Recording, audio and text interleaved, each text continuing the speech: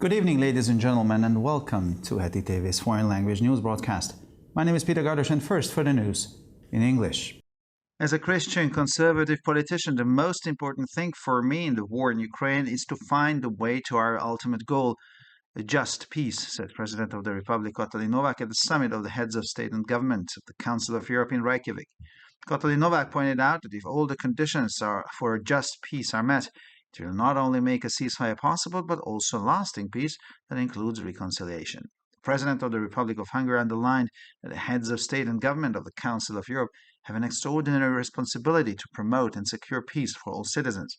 Katalin Novak welcomed the growing number of leaders who support a fair and just peace, which he said is the universal desire of all our citizens.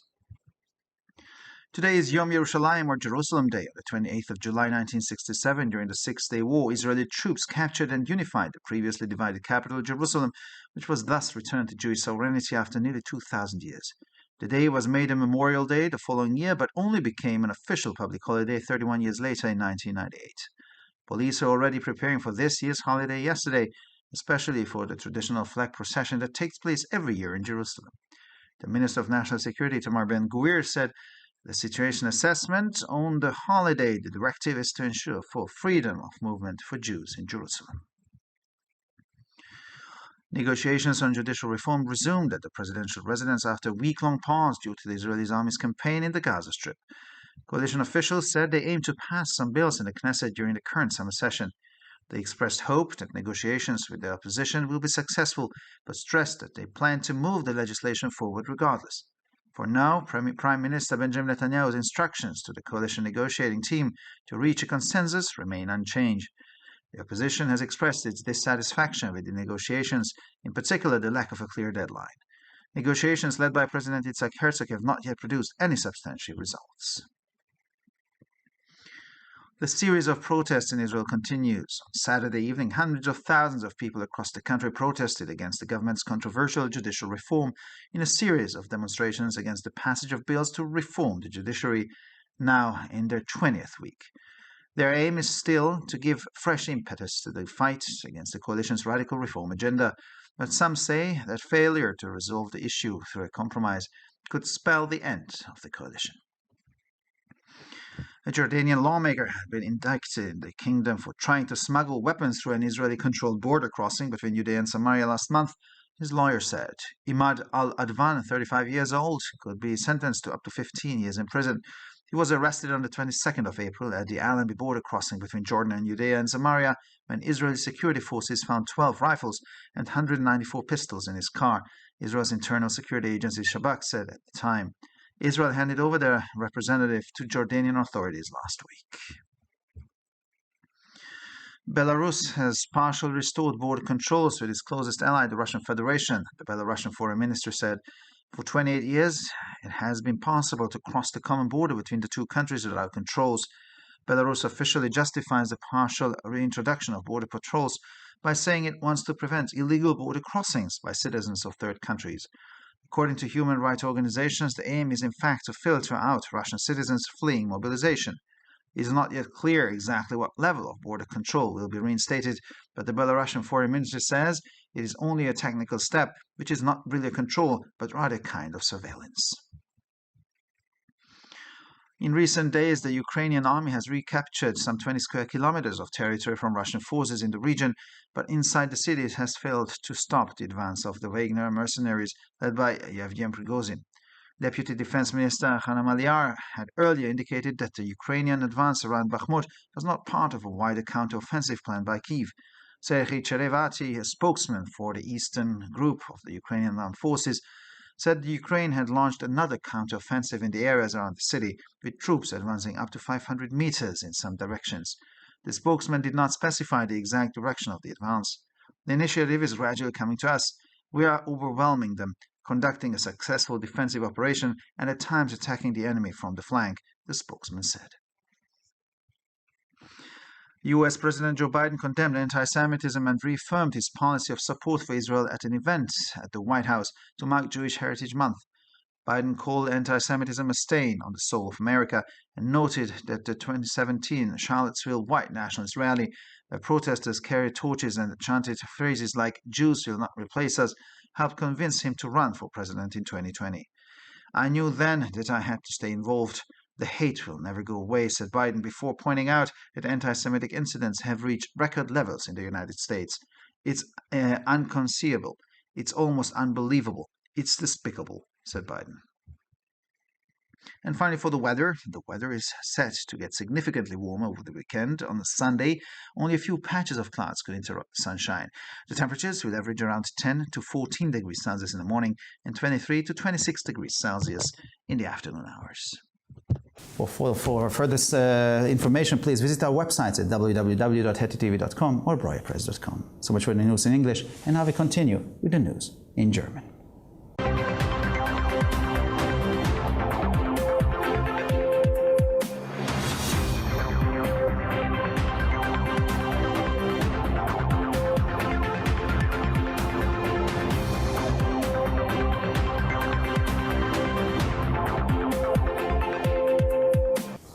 Schönen guten Abend, liebe Zuschauer. Mein Name ist Peter Gardosch und nun zu den Nachrichten auf Deutsch.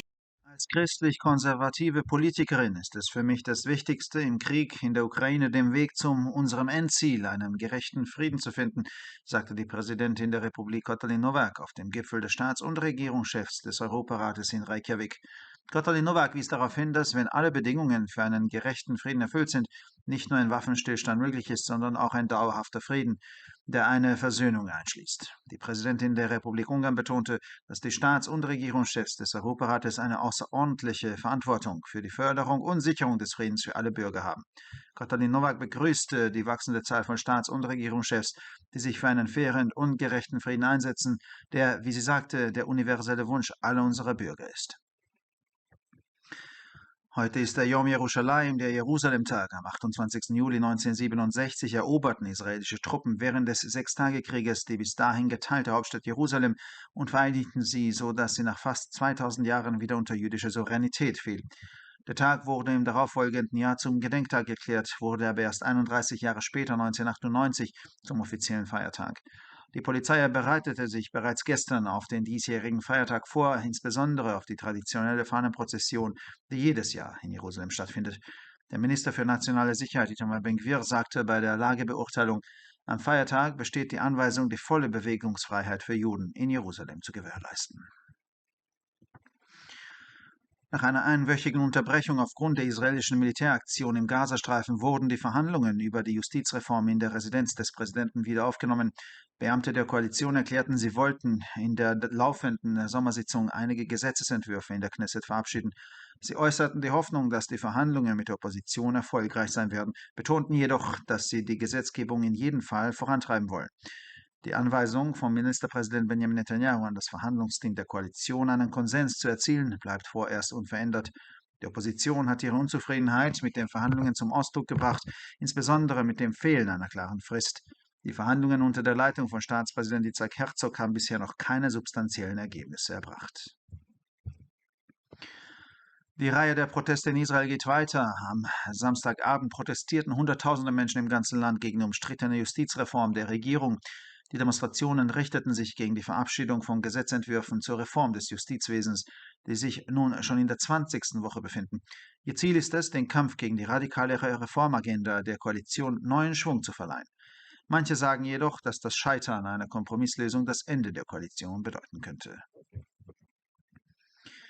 Ein jordanischer Gesetzgeber wurde im Königreich angeklagt, weil er im vergangenen Monat versucht haben soll, Waffen über einen von Israel kontrollierten Grenzübergang zwischen Judäa und Samaria zu schmuggeln, so sein Anwalt. Imad al-Adwan, 35 Jahre alt, könnte zu einer Haftstrafe von bis zu 15 Jahren verurteilt werden. Er wurde am 22. April am Grenzübergang Alembi zwischen Jordanien und Judäa und Samaria festgenommen, als israelische Sicherheitskräfte 12 Gewehre und 194 Pistolen in seinem Auto fanden, wie die israelische Agentur für innere Sicherheit Shabak damals mitteilte. Israel übergab den Vertreter letzte Woche an die jordanischen Behörden. Weißrussland hat die Grenzkontrollen zu seinem engsten Verbündeten der Russischen Föderation teilweise wieder eingeführt, teilte das weißrussische Außenministerium mit. Seit 28 Jahren war es möglich, die gemeinsame Grenze zwischen den beiden Ländern ohne Kontrollen zu passieren. Weißrussland rechtfertigt die teilweise Wiedereinführung der Grenzkontrollen offiziell damit, dass es illegale Grenzübertritte von Bürgern aus Drittländern verhindern wolle. Menschenrechtsorganisationen zufolge besteht das Ziel in Wirklichkeit darin, russische Staatsbürger, die von der Mobilisierung fliehen, herauszufiltern. Es ist noch nicht klar, in welchem Umfang die Grenzkontrollen wieder eingeführt werden, aber das belarussische Außenministerium sagt, es handele sich nur um einen technischen Schritt, der nicht wirklich eine Kontrolle, sondern eher eine Art Überwachung ist. In den letzten Tagen hat die ukrainische Armee rund 20 Quadratkilometer Territorium von den russischen Streitkräften in der Region zurückerobert. Doch innerhalb der Stadt ist es nicht gelungen, den Vormarsch der Wagner-Söldner unter der Führung von Jewgen Prigozhin zu stoppen. Die stellvertretende Verteidigungsministerin Hanna Maliar hatte zuvor angedeutet, dass der ukrainische Vorstoß am Bachmut nicht Teil einer von Kiew geplanten größeren Gegenoffensive sei. Serhij Cherevati, ein Sprecher der Ostgruppe der ukrainischen Streitkräfte, sagte, die Ukraine habe eine weitere Gegenoffensive in den Gebieten um die Stadt gestartet, wobei die Truppen in einigen Richtungen bis zu 500 Meter vorrückten. Die genaue Richtung des Vormarsches nannte der Sprecher nicht. Die Initiative geht allmählich auf uns über. Wir überwältigen sie, führen eine erfolgreiche Verteidigungsoperation durch und greifen den Feind zeitweise von der Flanke aus an, sagte der Sprecher. US-Präsident Joe Biden verurteilte bei einer Veranstaltung im Weißen Haus anlässlich des Monats des jüdischen Kulturerbes Antisemitismus und bekräftigte seine Politik der Unterstützung für Israel.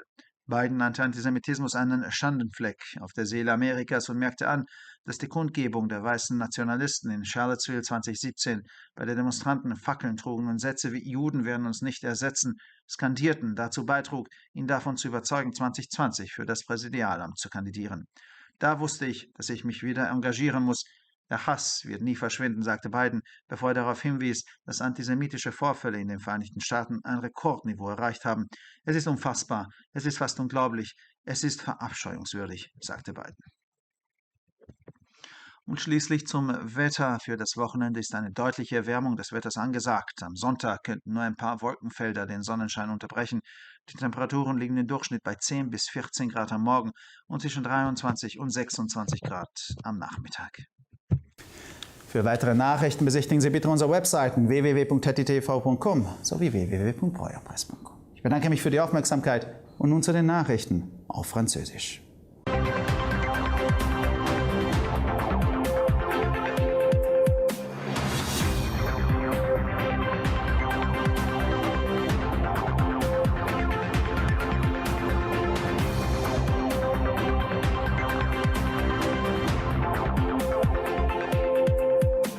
Bonjour à tous et bienvenue à HETI-TV. Je m'appelle Peter Gardosch et ce sont les titres en français. En tant que responsable politique chrétien conservatrice, ce qui m'importe le plus, c'est que dans la guerre en Ukraine, nous trouvions une voie pour atteindre notre objectif ultime, une paix juste, a indiqué la présidente de la République hongroise, Katalin Novák, à Reykjavik lors du sommet des chefs d'État et de gouvernement du Conseil de l'Europe. Katalin Novák a précisé que si toutes les conditions du paix juste sont réunies, alors non seulement un cessez-le-feu, mais également une paix durable, incluant la réconciliation, était possible. La présidente de la République hongroise a souligné que les chefs d'État et de gouvernement du Conseil de l'Europe avaient une importante responsabilité pour promouvoir et assurer la paix pour tous les citoyens. Katalin Novák a exprimé sa satisfaction quant au nombre croissant de dirigeants qui soutiennent une paix juste et équitable, ce qui est, selon elle, je cite, le désir universel de tous nos citoyens. Fin de citation. En Israël, on célèbre le Yom Yerushalayim, en journée de Jérusalem. En 1967, le 28 Iyar, pendant la guerre des 6 jours, les troupes israéliennes ont pris et unifié Jérusalem, la capitale divisée jusqu'alors en 2 parties, et l'ont rendue après près de 2000 ans au pouvoir juif. L'année suivante, ce jour a été déclaré jour commémoratif, mais ce n'est que 31 ans plus tard, en 1998, qu'il est devenu un jour férié officiel. Cette année, la police s'est préparée déjà hier à la fête, et en particulier à la traditionnelle procession des drapeaux qui a lieu chaque année à ce jour à Jérusalem. Le ministre de la Sécurité nationale, Itamar Ben-Gvir, a indiqué lors de l'évaluation de la situation que, pour le jour de la commémoration, La directive est de garantir la pleine liberté de mouvement pour les Juifs à Jérusalem. Après une semaine de pause due à la campagne de l'armée israélienne dans la bande de Gaza, les négociations sur la réforme judiciaire ont repris à la résidence présidentielle. Les représentants de la coalition ont précisé qu'ils avaient l'intention de faire passer certains projets de loi à la Knesset pendant cette session d'été. Ils ont exprimé leur espoir quant à l'aboutissement des négociations avec l'opposition, tout en soulignant qu'ils avaient l'intention de faire avancer la législation, quoi qu'il en soit. Pour l'instant, les instructions données par le Premier ministre Benjamin Netanyahu à l'époque des négociations de la coalition en vue de parvenir à un consensus restent inchangées. L'opposition a exprimé son mécontentement concernant les négociations, en particulier à cause de l'absence d'une date limite claire. Les négociations menées par le président Isaac Herzog n'ont pas encore abouti à des résultats substantiels. En Israël, la série de manifestations se poursuit samedi soir. Les centaines de milliers de personnes à travers le pays ont protesté contre la réforme judiciaire contestée du gouvernement dans le cadre d'une série de manifestations qui en sont maintenant à leur 20e semaine contre l'adoption de projets de loi visant à réformer le système judiciaire. Leur objectif reste de donner un nouvel élan à la lutte contre le programme de réforme radicale de la coalition. Cependant, certains estiment que l'incapacité à résoudre le problème par un compromis pourrait sonner le glas de la coalition. En Jordanie, selon la déclaration de son avocat, un député parlementaire a été inculpé pour avoir tenté de faire passer des armes en contrebande par un poste frontière contrôlé par Israël en Judée et Samarie le mois dernier. Imad Al-Advan, 35 ans, risque jusqu'à 15 ans de prison. Selon le communiqué fait à l'époque des faits par le service de sécurité intérieure israélien Shabak, il a été arrêté le 22 avril au poste frontière de l'Alembi entre la Jordanie et la Judée et Samarie, lorsque les forces de sécurité israéliennes ont trouvé 12 fusils, 194 pistoles dans son voiture. Le député a été remis par Israël aux autorités jordaniennes la semaine dernière.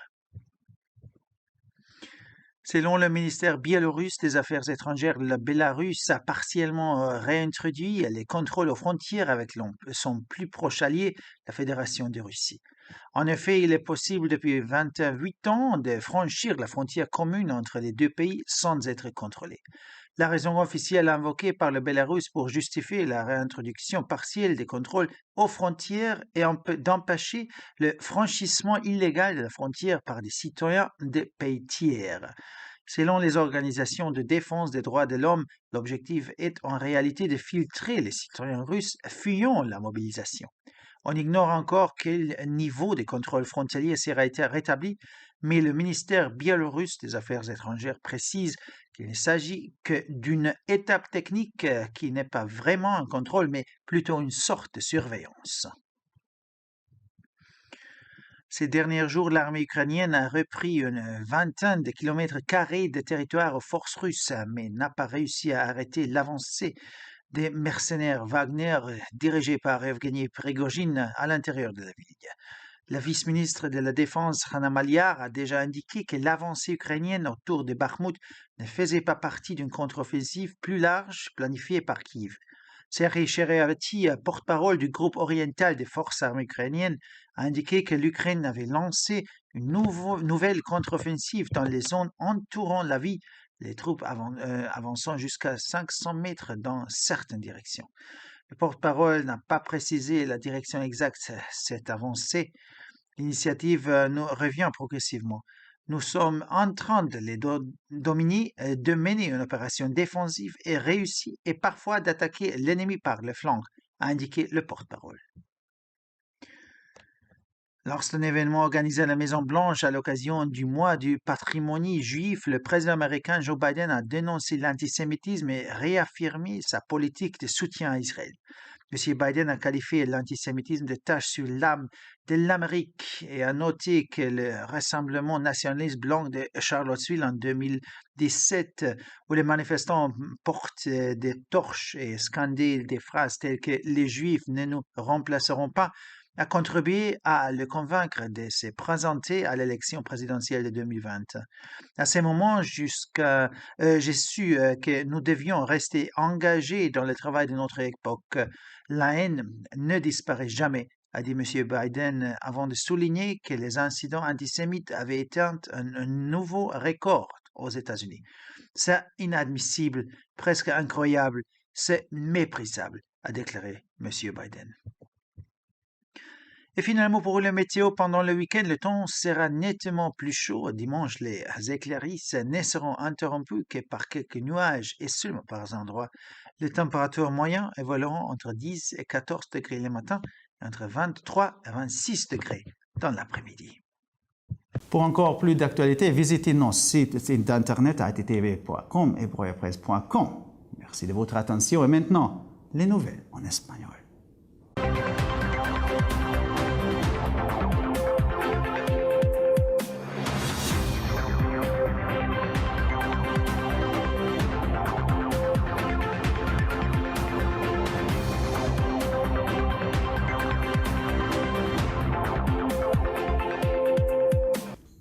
Buenas noches, damas y caballeros, y bienvenidos al programa de noticias en idiomas extranjeros de ETV. Mi nombre es Peter Gardos y estas son las noticias en español. Como político conservador cristiano, lo más importante para mí en la guerra de Ucrania es encontrar el camino hacia nuestro objetivo final, una paz justa, declaró la presidenta de la República, Katalin Novak, en la cumbre de jefes de Estado y de Gobierno del Consejo de Europa celebrada en Reykjavik. Katalin Novak señaló cuando se cumplan todas las condiciones de una paz justa, no solo será posible un alto el fuego, sino también una paz real a largo plazo, acompañada de la reconciliación. La presidenta de la República de Hungría subrayó que los jefes de Estado y de Gobierno del Consejo de Europa tienen la extraordinaria responsabilidad de promover y garantizar la paz para todos los ciudadanos. Katalin Novak se congratuló del creciente número de líderes que apoyan una paz justa y equitativa que, según dijo, es el deseo universal de todos nuestros ciudadanos. Hoy es Yom Yerushalayim, o el Día de Jerusalén, el día 28 de Iyar del calendario hebreo de 1967. Durante la guerra de los 6 días, las tropas israelíes capturaron y unificaron la hasta entonces dividida capital Jerusalén, que volvía así a la soberanía judía tras casi 2000 años. El día se convirtió en conmemorativo al año siguiente, pero no pasó a ser festivo oficial hasta 31 años después, en 1998. La policía ya se preparó ayer para la festividad de este año, especialmente para la tradicional procesión de banderas que tiene lugar todos los años en Jerusalén. El ministro de Seguridad Nacional, Itamar Ben-Gvir, dijo en la evaluación de la situación en el día festivo, la directiva es garantizar la plena libertad de movimiento de los judíos en Jerusalén. Las negociaciones sobre la reforma judicial se reanudaron en la residencia presidencial tras una pausa de una semana debido a la campaña del ejército israelí en la franja de Gaza. Funcionarios de la coalición dijeron que su objetivo es aprobar algunos proyectos de ley en la Knesset durante la actual sesión de verano. Expresaron su esperanza de que las negociaciones con la oposición lleguen a buen puerto, pero subrayaron que piensan sacar adelante la legislación a pesar de todo. De momento, no han cambiado las instrucciones del primer ministro Benjamin Netanyahu al equipo negociador de la coalición para alcanzar un consenso. La oposición ha expresado su descontento con las negociaciones, en particular por la falta de un plazo claro. Las negociaciones dirigidas por el presidente Isaac Herzog aún no han producido resultados sustanciales.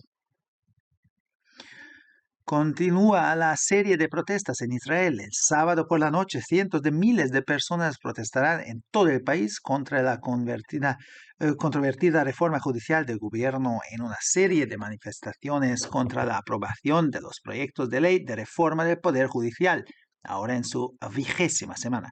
Su objetivo sigue siendo dar un nuevo impulso a la lucha contra el programa de reformas radicales de la coalición. Pero algunos dicen que si no se llega a un compromiso, la coalición podría verse abocada al fracaso.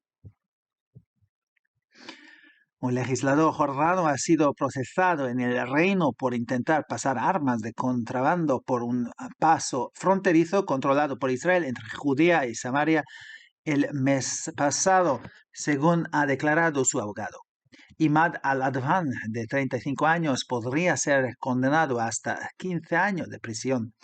Fue detenido el 22 de abril en el paso fronterizo de Allenby, entre Jordania y Judea y Samaria, cuando las fuerzas de seguridad israelíes hallaron en su automóvil 12 rifles y 194 pistolas, según informó entonces la agencia de seguridad interna israelí Shabak.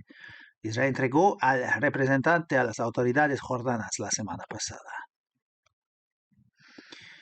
Bielorrusia ha restablecido parcialmente los controles fronterizos con su aliado más próximo, la Federación Rusa, según informó el Ministerio de Asuntos Exteriores bielorruso. Durante 28 años ha sido posible cruzar la frontera común entre ambos países sin controles.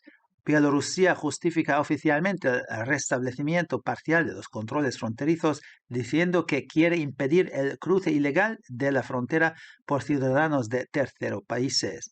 Según las organizaciones de derechos humanos, el objetivo es en realidad filtrar a los ciudadanos rusos que huyen de la movilización.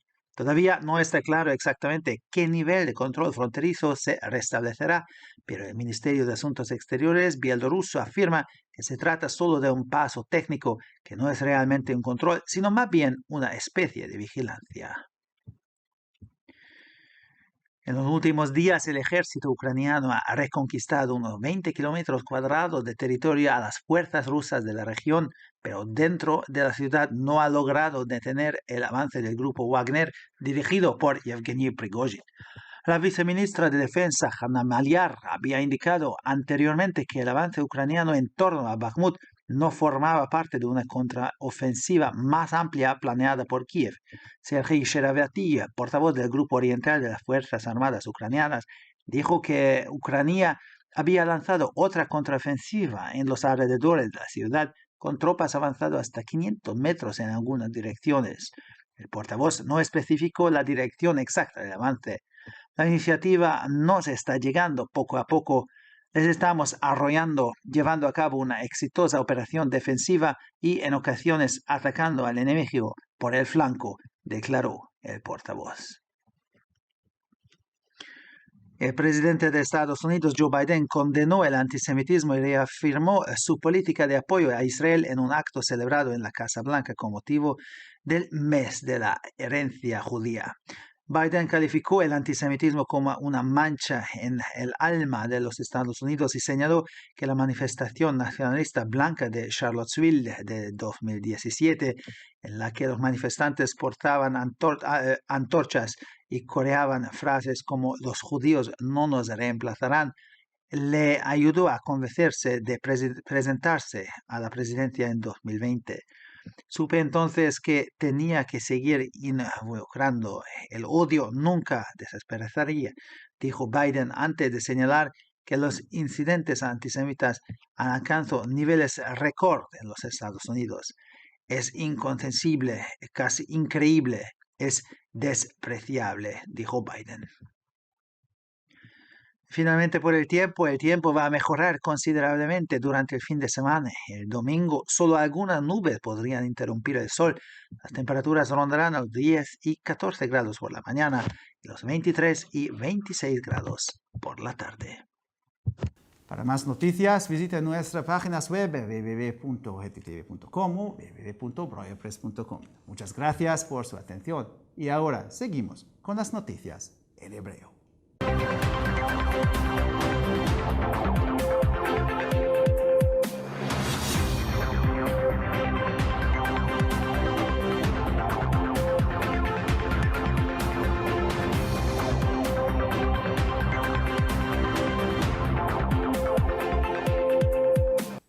שלום וערב טוב, כאן ציפי בוכמן וילדבאום עם החדשות בעברית.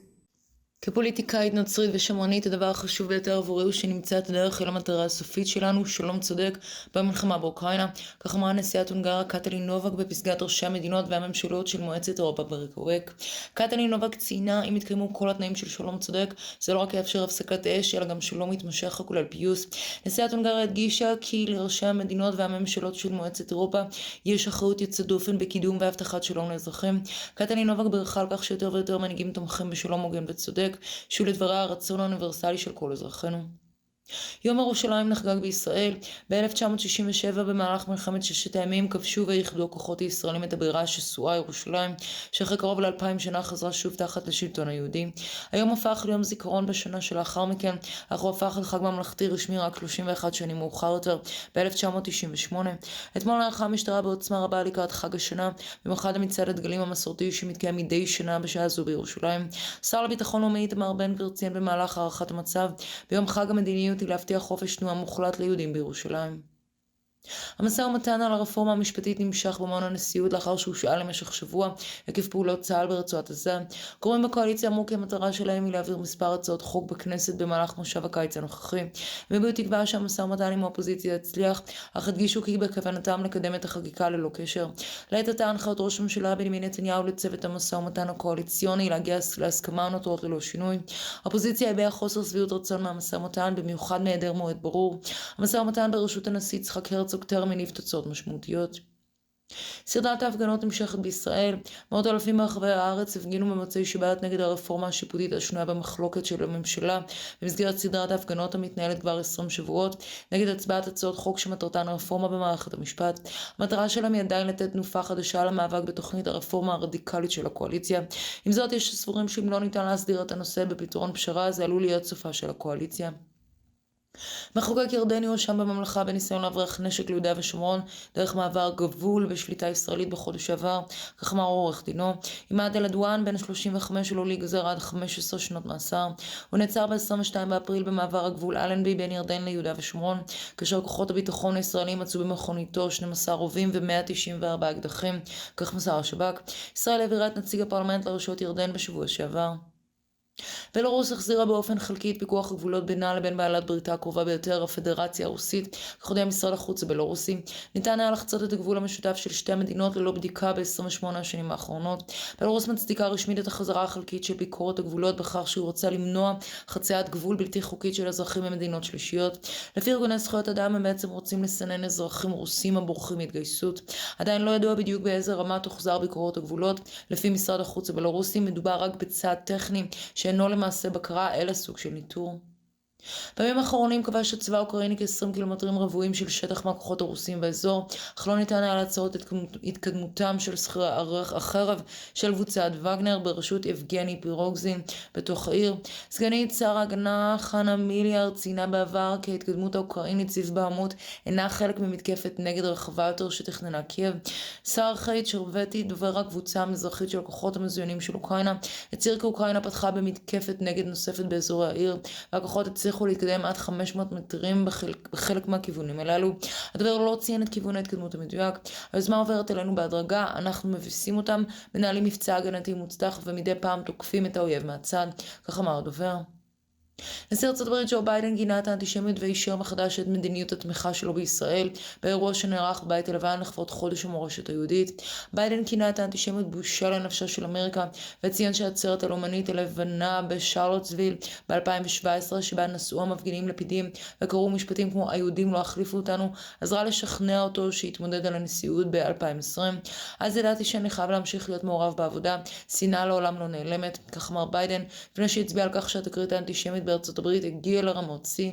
זה לא מתקבל על דעת, כמעט לא יאומן, נתעב, כך אמר ביידן. ועכשיו נעבור תחזית מזג האוויר. בסוף השבוע יהיה מזג אוויר חם יותר באופן משמעותי.